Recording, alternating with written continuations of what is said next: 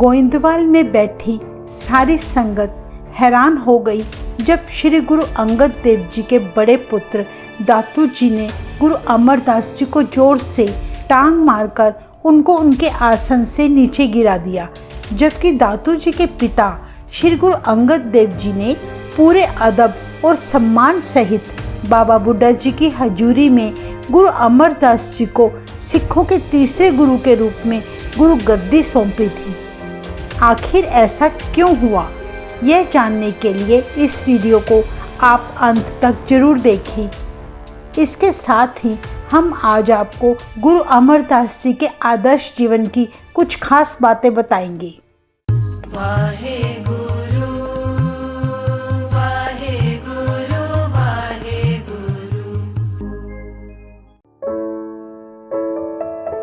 गुरु अमरदास जी का जन्म 5 मई 1479 ईस्वी को अमृतसर जिले में स्थित गांव बासरके में हुआ था। आपके पिताजी तेजभान बल्ला जी और माता सुलखनी देवी जी थी। बचपन में आप जी अपने पिता के साथ खेतीबाड़ी के काम में हाथ बटाया करते थे। हर वर्ष परिवार सहित हरिद्वार गंगा स्नान करने के लिए जाया करते, परंतु फिर भी आपका मन सदा अशांत रहता था। 24 वर्ष की आयु में आप माता मनसा देवी जी के साथ विवाह के बंधन में बंध गए, जिनसे आपको 2 बेटे बाबा मोहन जी, बाबा मोहरी जी और 2 बेटियां बीबी भानी जी और बीबी दानी जी की प्राप्ति हुई। कहा जाता है एक बार हरिद्वार से लौटते समय आप जी की भेंट एक साधु से हुई। आपने उन्हें बड़े प्रेम पूर्वक भोजन कराया। उसी दौरान साधु ने आपके गुरु के बारे में पूछा तो आपने जवाब में कहा, मेरा कोई गुरु नहीं है। तब साधु ने क्रोधित होकर कहा, मुझसे बहुत बड़ा पाप हो गया है, क्योंकि मैंने एक निगुरे के हाथों से भोजन खाया है।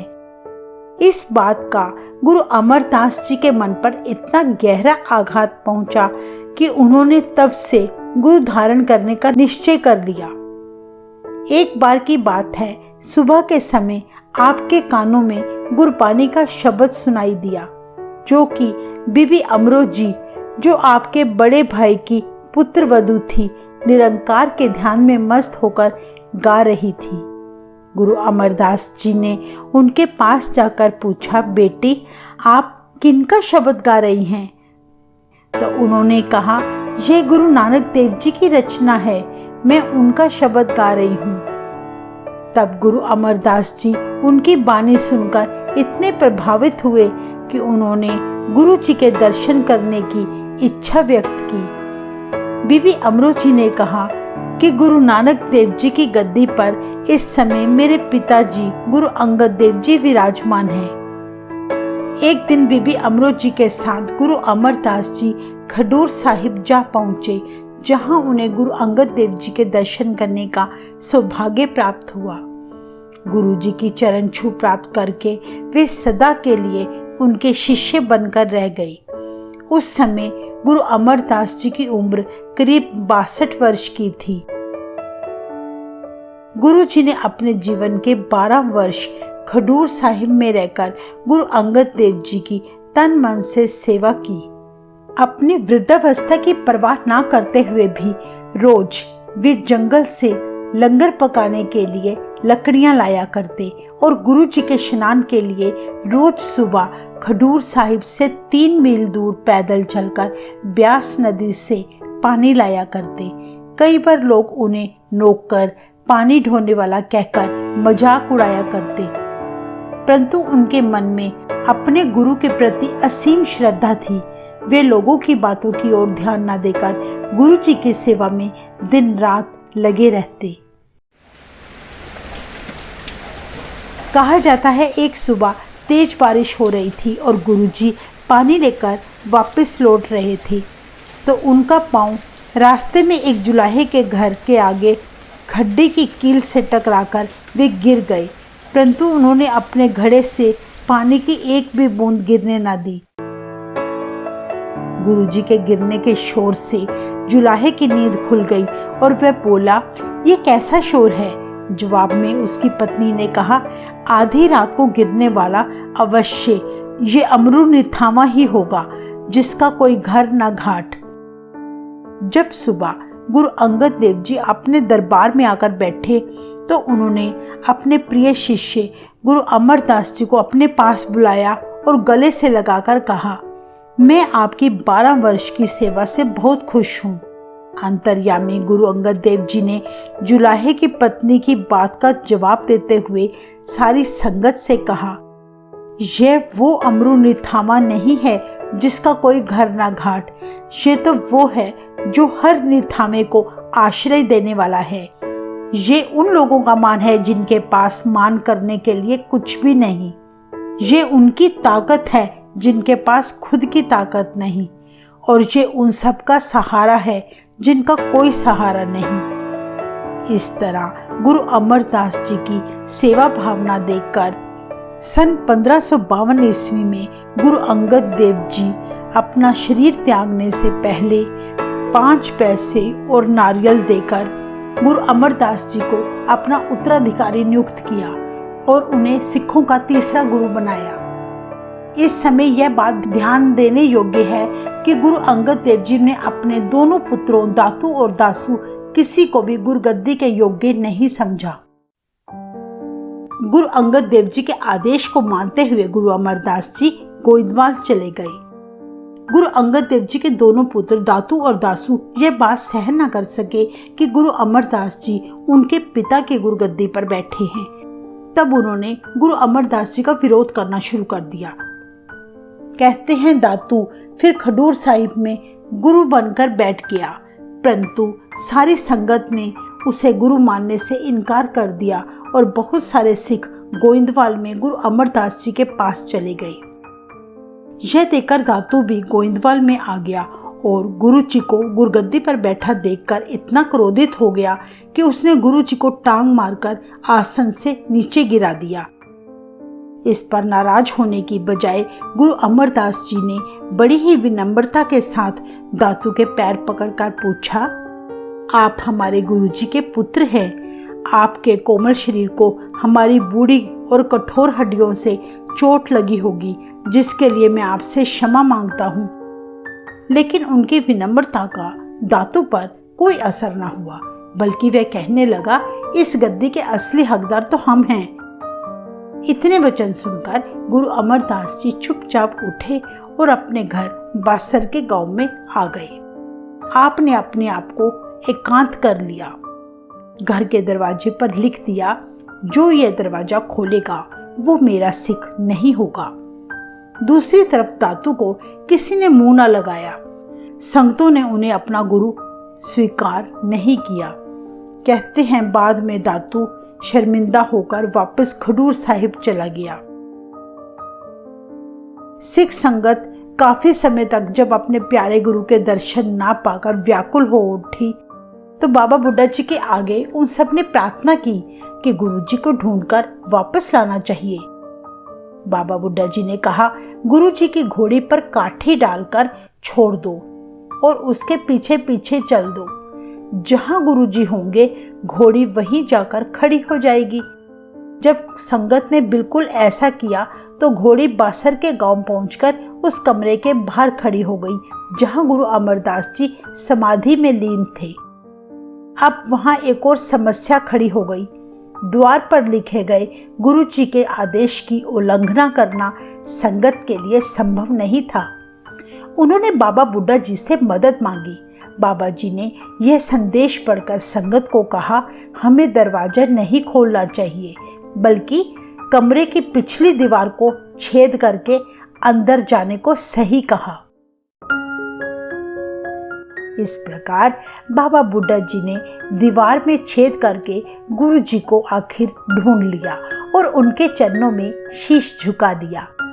बाबा जी का संगत के साथ मिलकर अपने गुरु जी के आदेश का पालन करते हुए दीवार फाड़कर अंदर चले आना देखकर गुरु अमरदास जी बहुत खुश हुए और उनके साथ वचन किया कि इस सन से यानी इस छेद के रास्ते से अब जो मनुष्य श्रद्धा व प्रेम भावना से प्रवेश करेगा उसकी 84 लाख जोड़ियां कट जाएंगी। इस प्रकार गुरुजी संगत की प्रार्थना सुनकर वापस गोइंदवाल आ गए और आज उसी स्थान पर गुरुद्वारा श्री संत साहिब सुशोभित है।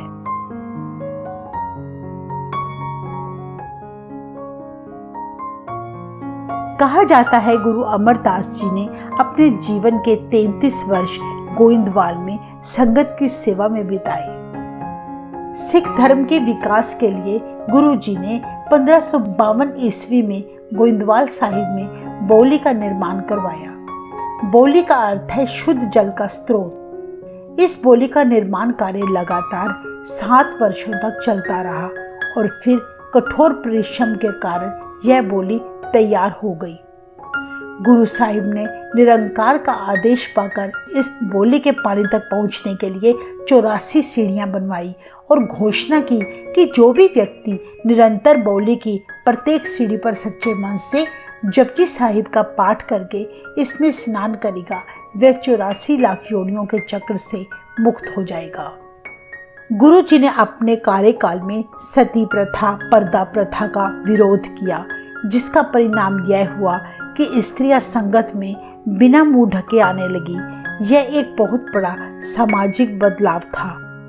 आपने अंतरजातीय विवाह पर जोर दिया, जिसका आदर्श पेश करते हुए आपने अपनी बेटी बीबी भानी जी का विवाह अपने शिष्य भाई जेठा जी से, जो उबले चने बेचते थे, उनकी जात पूछे बिना ही करवा दिया।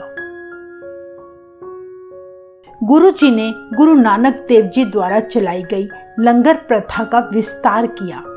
यात्री, भिखारी या सिख हो या कोई अजनबी भी हो, सबको शुद्ध और बढ़िया भोजन खिलाया जाता था। किसी को भी लंगर तैयार करने वाले लोगों की जाति पूछने का अधिकार नहीं था। सभी लोग पंक्ति में बैठकर बिना किसी भेदभाव के भोजन किया करते थे। गुरु जी का हुक्म था कि जो कोई व्यक्ति गुरु जी से मिलना चाहता है पहले भोजन खाकर आए, पहले पंगत फिर संगत, यह आपका कहना था। कहा जाता है कि जब मुगल राजा अकबर गुरु अमरदास जी से मिलने के लिए आए तो उन्हें गुरु जी से मिलने की आज्ञा तभी मिली जब उन्होंने लंगर का प्रसाद छका था। इस लंगर प्रथा से सिखों में भाईचारे और एकता की भावना पैदा हुई। एक बार जब गुरु अमरदास जी समाधि में लीन थे तो अचानक उनकी पीढ़ी का पावा टूट गया। गुरु पिता को कहीं चोट ना लग जाए, उनकी समाधि भंग ना हो जाए, ऐसा विचार करते उनकी बेटी बीबी भानी जी ने उसी पल पावे के नीचे अपने हाथ का सहारा दिया और पीढ़ी का संतुलन बनाए रखा। काफी समय तक ऐसा किए रखने से बीबी भानी जी के हाथ से खून बहने लगा। जब गुरु जी ने अपनी पुत्री के हाथों से खून बहता देखा तो उनकी त्याग भावना देखकर उनसे कोई भी वरदान मांगने को कहा।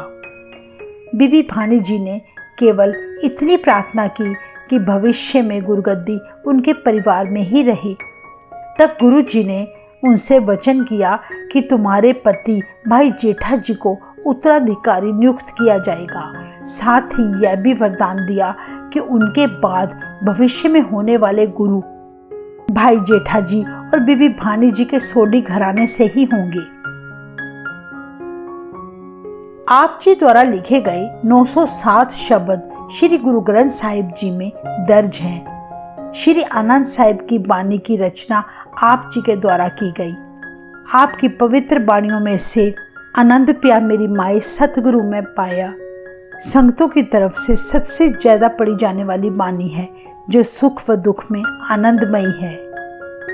1574 ईस्वी में 95 साल की उम्र में अपना शरीर त्यागने से पहले गुरु अमरदास जी ने भाई जेठा जी को यानी अपने जमाई को अपना उत्तराधिकारी चुन लिया, जो बाद में श्री गुरु रामदास जी कहलाए। जिस स्थान पर गुरु जी ने अपना शरीर त्यागा था वहां आजकल गुरुद्वारा श्री गोइंदवाल साहिब सुशोभित है। वाहेगुरु जी का खालसा वाहेगुरु जी की फतेह।